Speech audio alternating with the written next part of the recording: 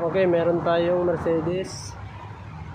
Mercedes-Benz C200. Palit tayo ng ano kanina, fuel pump assembly. Okay, ang sunod naman natin itong electric thermostat niya. Papalitan natin ito. Ayun, natanggal ko na yung mga clips nito, yung connection. Nandun kasi sa loob ng, nasa ilalim ng intake manifold.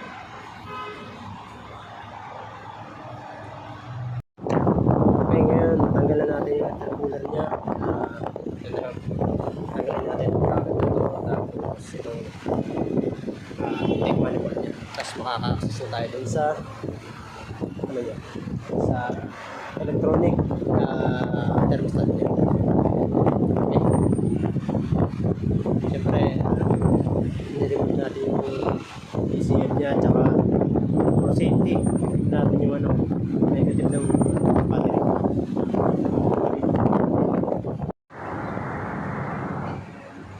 Okay. Bali ito yung electric thermostat niya. Ito. Assemble ko to. Tapos itong pipe na to, yan, papunta yung heater port.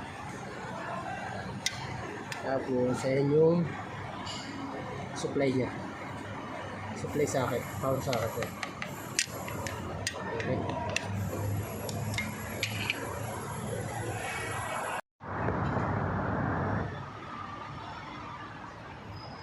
Okay, ito siya. Yan, tinanggal ko yung manifold. Kailangan tanggalin yung manifold para makuha mo yung thermostat housing niya kasama yung electric. Okay.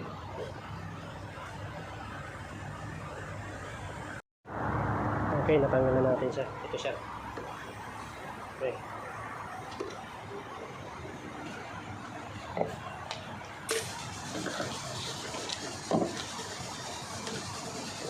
Okay.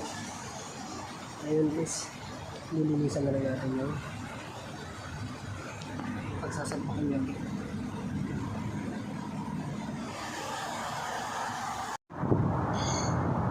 Okay, nakabit na natin yung bago, tapos kakabit na natin ito, babalik na natin yung mga ano, pinagbabaklas natin yung parts na salpakan natin. Tapos final check up na lang tayo mamaya. Okay, finished product na to. Babalik natin lahat. Natin yung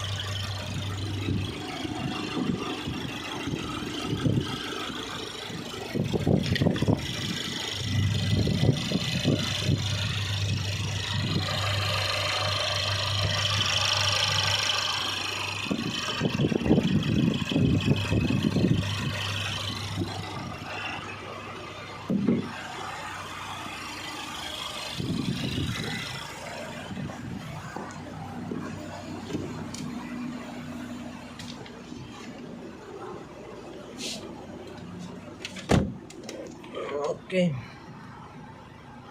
Tapos naman, wala na yung check engine nya. Mabisa ang gamot. Yun na lang, tire pressure sensor na lang natitira. Okay, all goods.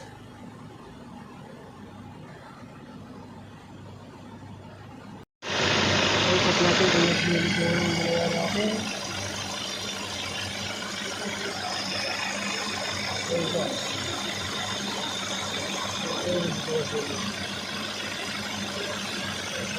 Okay.